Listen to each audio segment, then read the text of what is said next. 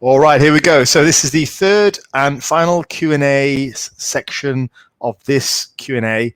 Yeah, it's been good, actually. It's been really nice. I mean, you can't say better than this. This is actual 3 days worth of content specifically that you have requested. So fantastic. You can't base it more on your audience than what they actually request. So I'm very pleased, and it's nice to be able to help you guys. So we are going to go straight to Instagram for this and then wrap up a couple of the stragglers from YouTube. I will try and get through all this relatively quickly. Right, so first question is Mark Respects. Is there such a thing as too much cardio given all our low to medium intensity steady state? Yeah, I mean, you can definitely overdo it, 100%. You can get overuse injuries. I suffered some overuse injuries when I was prepping for my men's physique show in the IT band or on the quad. And just in general, fatigue, foot injuries, ankle, knees, all that kind of stuff. You can definitely overdo it. Now, I will say this, you can recover from a lot if you build slowly. Now, so, anything up to like an hour a day, I've personally done, and it's been fine, even relatively long-term as well. Now, what I would say is, why are you doing this much cardio? Assuming, you're going to go past an hour per day. Why are you doing this much cardio? That's the question. Now, cardio doesn't burn that many calories, Depending on how good you are at cardio, you're probably lucky to get between 400 to 600 calories. So let's say 500 calories per hour. And that's if you're really going at it hard, right? Now, what is that? That's like a sandwich, Consider the amount of fatigue you're generating relative to the calories you're burning. Is it worth it? Would you rather not make some fairly heavy slashes in your diet to then mean that you're going to need less food, and you can create a deficit far easier? I think one of the misconceptions is that we need to do a lot of activity to lose body fat. I don't believe that's the case. Like, I think we should have a baseline of activity, but above and beyond that, I don't think we should be going crazy on the activity. Like, the 10,000 steps is about right. 10 to 15,000 is really good. Above and beyond that, I think diet needs to be modulated. I'll just say this. You have modern hunter-gatherer tribes that we can look at for trends on how the human body actually likes to move. Now, we study the Hadza tribe. They are the last known hunter-gatherers. The myth that the hunter-gatherer man was really, really busy and just lots of very active is nonsense. They don't do that at all. They run around for hunts, but the rest of the time they are sat, relaxing, chilled out, just doing menial tasks with their hands. But most of the time they're relaxing. The concept of exercising for exercise's sake is very much a modern concept. It's not anything the Hadza tribe would do. And that gives us an indication about how we've evolved over the years. So we've not evolved to be massively active. We've actually evolved to be quite lazy because it's good for preservation. You're gallivanting around everywhere. You're burning off resources, and you're also encouraging predators. Or accidents, whatever. Now, I'm not suggesting you should be lazy, but I think a baseline of activity, 10 to 15,000 steps, is good, and some hard resistance training, of course. Above and beyond that, modulate your diet. Most people, that will do it. I would question why you need an excessive amount of cardio. Bear in mind, it doesn't burn that many calories, and we generally aren't built to be massively active anyway. There you go. And yes, I know there are people who run long distances and all that kind of stuff, and David Goggins is very impressive. Yes, he is. However, that's because we are an adaptive machine. It's not generally what people do, and it's not generally how people have survived over the generations. So kind of a two-part question, two-part answer there. One, yeah, you can overdo it, of course, but up to an hour a day, I think you're pretty safe. Bear in mind, that's an arbitrary figure. I'm not saying precisely now you might be better with less or more, but, a reasonable amount per day is fine, and being active every day is good. But when it starts to get a bit silly, when it starts to like, okay, geez, I've got stuff to do, then you might want to just cut back on the diet a little bit, assuming the goal is fat loss. If your goal is for fitness, like cardiovascular fitness, then, well, that's a different story. You may well need more. Okay, James Halborough asks, any tips to improve dip and pull-up numbers? Would it be beneficial to work for a period of time of not taking these exercises to failure and working on volume to get good quality reps in, as opposed to all-out sets to failure with the aim to beat logbook numbers every week? Good question. Essentially, what we're asking is, do we treat dips and chins differently to other exercises? I don't think so. I don't think we do. I don't think we should. personally. What I will say though is with chins don't respond very well to the medium to high rep range in my experience. So if you are doing chins in like the 8 to 12 range and you're struggling to add weight, maybe just consider going a little bit lower, 5 to 8. I find that range is a little bit high for most people. So 5 to 8 is a little bit high. 5 to 8 is about right. 8 to 12 is a little bit high. So if add weight to the bar, add weight aggressively, maybe reduce the reps a little bit, and you can potentially compensate by adding some more volume in. Like I like drop sets, as you saw in my video the other week, and that's a nice way to get more high quality, high intensity volume in. And regards to dips, similar thing really. I just don't see it personally. I think dips you can get away with a bit more reps and a bit more volume, but pull-ups, yeah, tend to be a bit more low reppy. If you did want to like really pile on the volume, one thing I could suggest for you is cluster sets.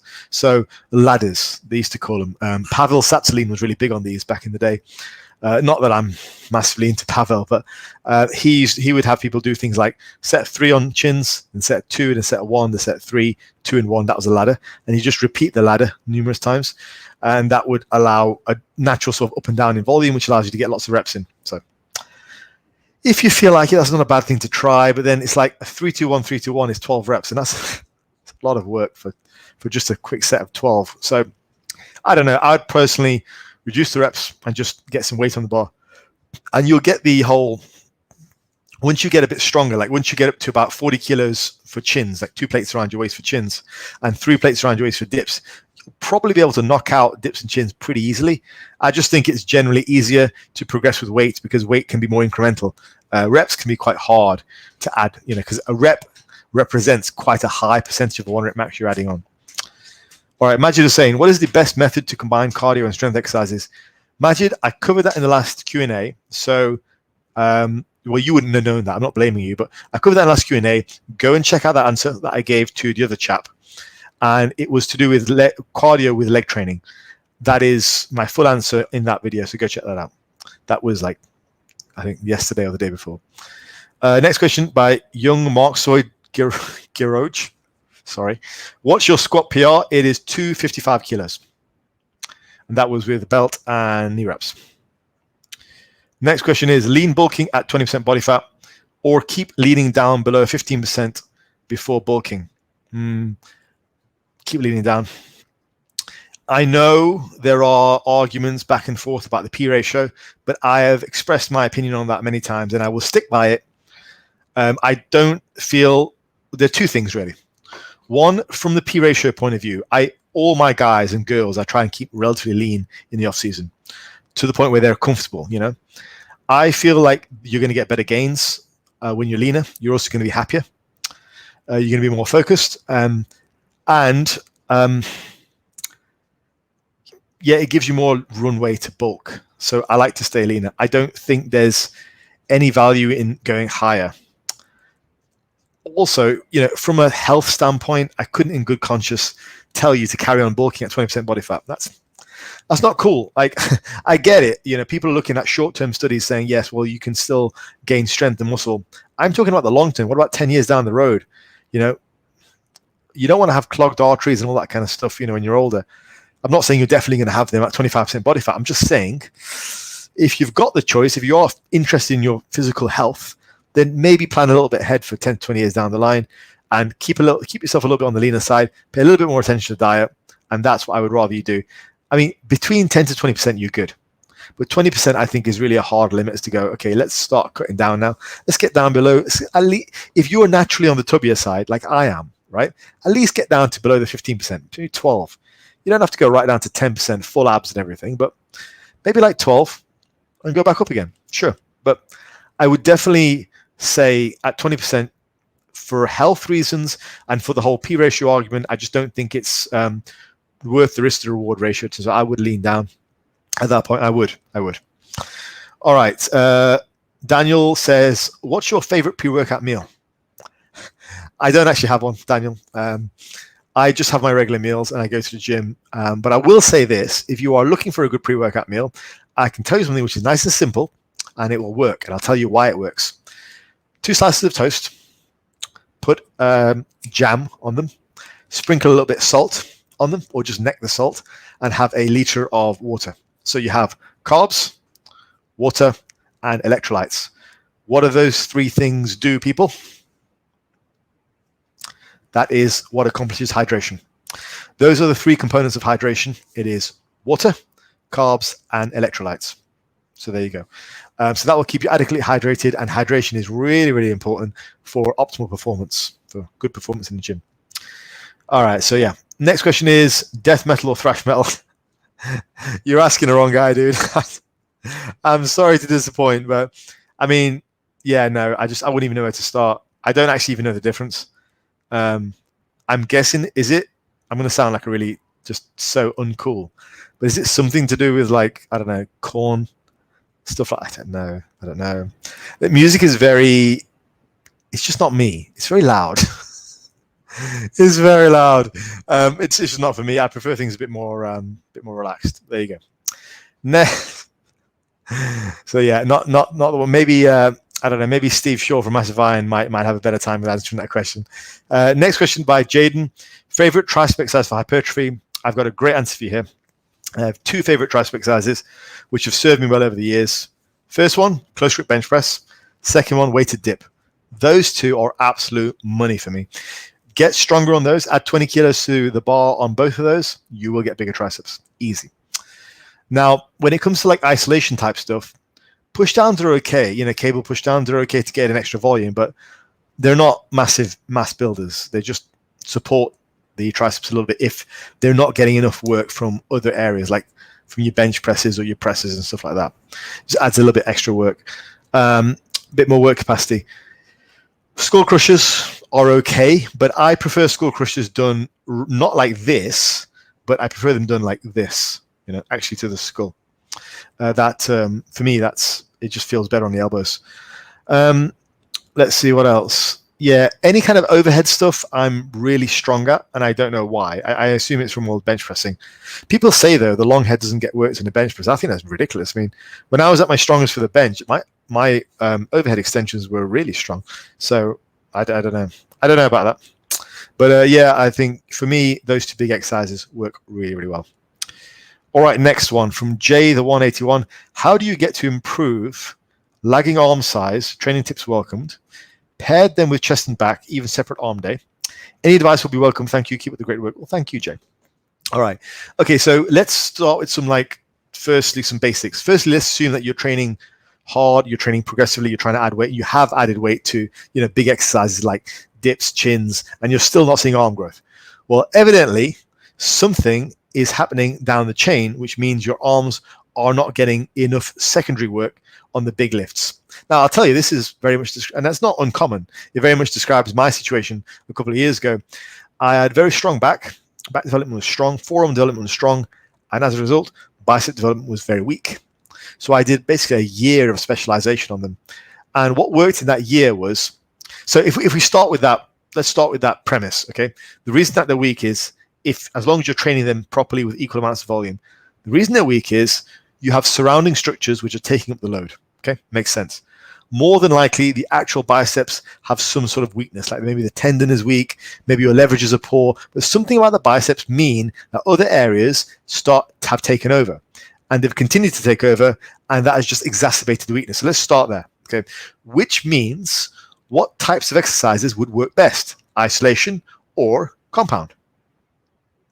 Isolation, right? And what specific types of isolation would be the ones which you can really hone in on the muscle group, okay? Now, as a result of that, because you're using more specific variations on a muscle group which is not very well developed, it's going to be able to recover really quickly so you can hit it more often. So, in general, my specialization cycles will look at more frequency for the body part. I mean, I trained biceps 4 times a week for a whole year, and they improved massively. And you know, during that year, I specialized on delts and biceps, and it did great things for my physique. You know, it really did. When I was shredded, I was about 80 kilos, so I'm not like massive, you know, but I looked big. But a large part of that illusion was just ridiculous big traps, ridiculously big delts, and decent size arms. That's a good look. You know, it's very powerful. So like that is essentially what, you know, you should be aiming for. So yeah, that's kind of my tips. Now, I did actually write a specialization course. I wrote the Berserker book was a special arm and delt specialization, and there was a guy, I can't remember his name, but I think I want to say it was Jaden actually, that did. He DM'd me after he bought the book, and he said he wanted to set it up for delts and triceps. So I helped him set it up, and he wrote back to me like weeks later, and he said, yeah, it's been great. I've actually added 1/2 inch on my arms. I'm like, cool. So it's really nice feedback. I've been meaning to post that up actually as like a celebration. But yeah, great. I mean, he had some initial advice from me, and he just ran with it. Came back a few months later and goes, 1/2 inch on my arms. Like, great. So yeah, feel free to buy that. It's on the website. It's linked down below in the description. It's like a tenner. So, but it's it's good information. All right. German Sam says, thoughts on taping and cupping therapy as a way of helping to assist in recovery and general lifestyle. In summary, my thoughts are not favorable.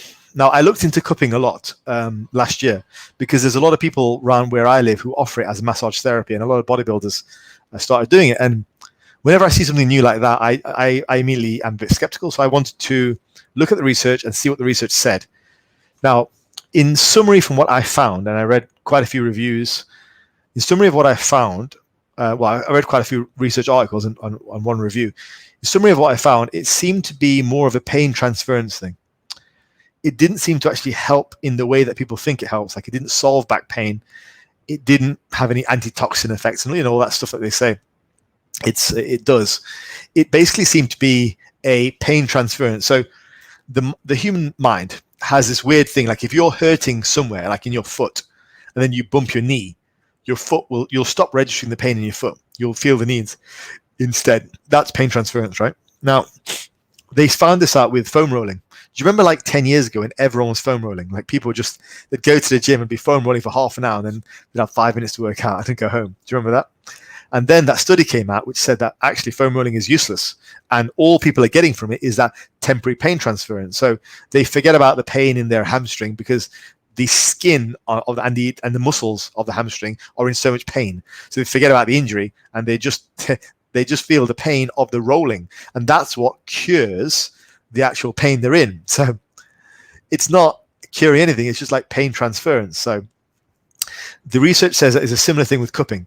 You're not curing anything. You're just distracting someone with other pain. So the person feels the pain or the sensation of the cupping, and they stop feeling the pain in the back. That's really all it is. That's why they say most of the benefit is specific to the back, because that's usually where people cup. So do I think it's useful? It's about as useful as cupping. Sorry, it's about as useful as foam rolling, which is not very. It's mostly a placebo. So I don't think that's really caught on yet. Maybe I should do a video about it, like a myth busting with cupping. I personally think it's stupid as hell. I think it's idiotic. And if you can do anything for recovery, hydrate, eat well, and sleep a lot. It would be nice if there were specific things, procedures that we could go buy, pay our money once a week, and it help us. It would be nice, but it doesn't really exist. And if it does, it's illegal. So basically, just get the basics right, and you're good to go. If you want to do all that cupping stuff, cool. I guess I personally, when people have the cupping stuff on their feed, I just roll my eyes. I don't have time for it. I just think it's pretty silly, to be honest. So there you go. And the same for taping as well. I don't see how that's going to. I don't see how a tape on top of your skin, above about 6 layers of various, over 6 sort of layers, is going to do anything to your muscle. It just doesn't work. I mean, stop this. There we go. Is that going to do anything? No. And the research is just as unsupportive on the taping. All right, K-Rope says, bulking tips, pushing weight class. This I know a lot about. I would love to help you out with this question. It's a good question. Bulking tip, how to move up a weight class. So essentially, the big thing with this is, which a lot of people don't really talk about. Oh God, that sounded so clickbaity, didn't it? I didn't mean for it to sound clickbaity. No one talks about this secret tip. Well, the big thing is you've got to be getting stronger. You've got to be. If you're going from, I'll give you my example. At 83 kilos, right, when I was powerlifting, I did the 3, 4, 5. I benched 3, I actually squatted 5, and I deadlifted a bit over 5. Now, when I moved to 93, I was at like 4, 5, 6 or more than that, whatever it was. I was like, so there was a massive jump up in strength because I moved up 20 pounds. That's what you need to do. So like if I was working with you, we would set aside, say, 6 months where we'd focus on a handful of exercises and just getting stronger and stronger and stronger on those in a calorie surplus. We'd probably have rotations so we don't get burnt out. But the goal would be, okay, you've got 6 months in a surplus. For 6 months, your body is going to have more resources than it needs. We're going to aim to put on like a kilo a month, something like that. That's not much weight for half a year.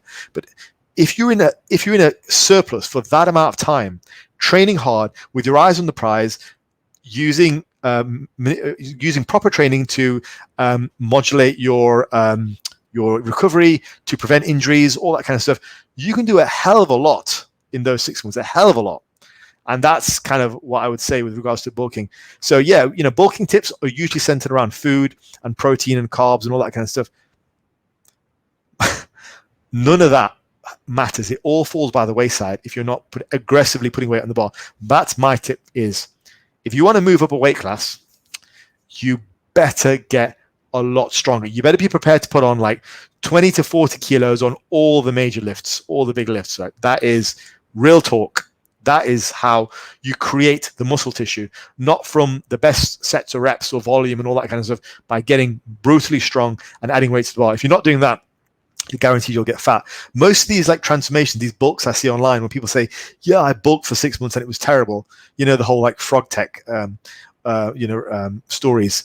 It's because they didn't add weight to the bar aggressively. It's simply because they didn't add weight to the bar aggressively. They had the diet nailed in. They did the gallon a day rubbish nonsense, right? All that kind of stuff. And it all got screwed up. And even the gallon a day can work if you are actually training hard and adding weight to the bar aggressively. I don't recommend gallon a day, by the way. I think it's stupid. But the weight gain will be enough to add muscle tissue.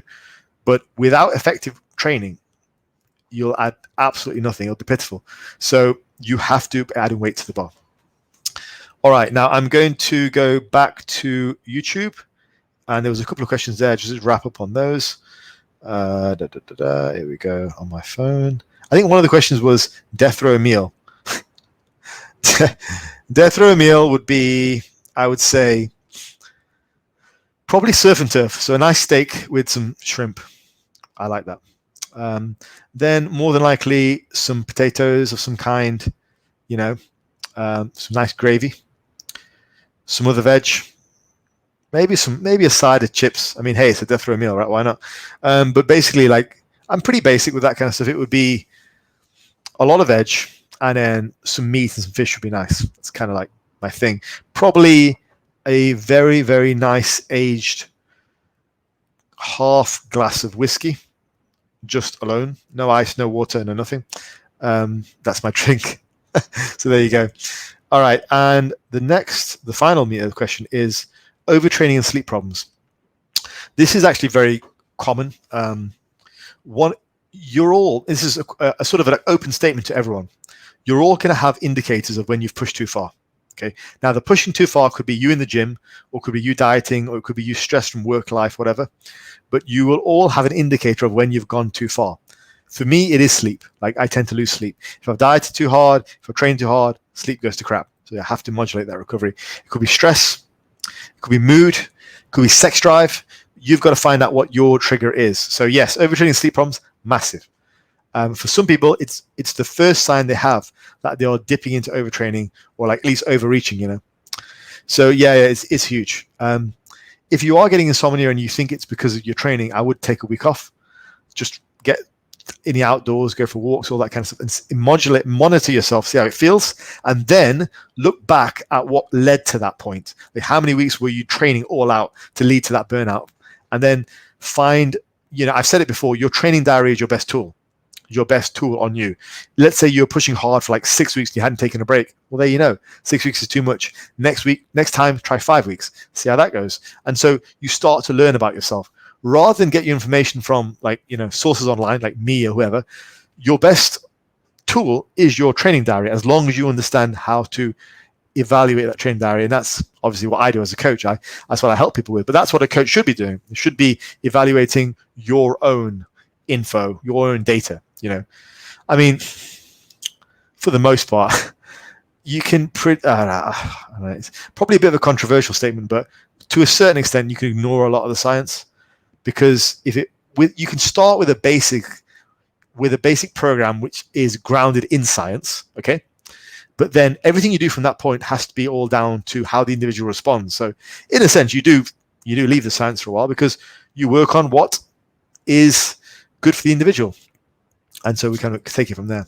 So yeah, as it is, the science gives us a lot, but we are what we call evidence-based, which is a mixture and a marriage of the science and the experience with what the client needs. So that is truly what evidence-based is. So I feel crazy saying it sometimes, but I feel like there's a lot of people who call themselves evidence-based, but they're not, and they can't be, because they simply don't have the experience. So you get a guy who's 21 years old coming out of university, like, bro, you're not evidence-based. You have no experience. So not being mean, but what do they have in that case? They don't. So yeah, you start with the basis of science, and it has to be molded by the individual.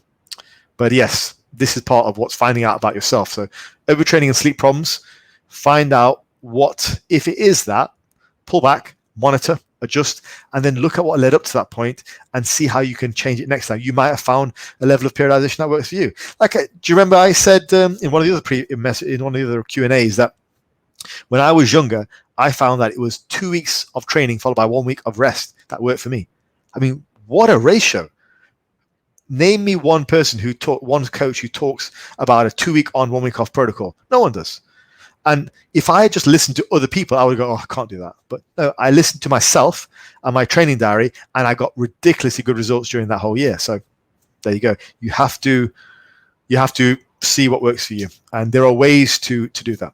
So yeah. Anyway, I will call it there, guys. It's been fantastic. Any questions for next time, pop them down below. And I will attempt this again maybe a month from now if you guys found it useful. So yeah, take it easy.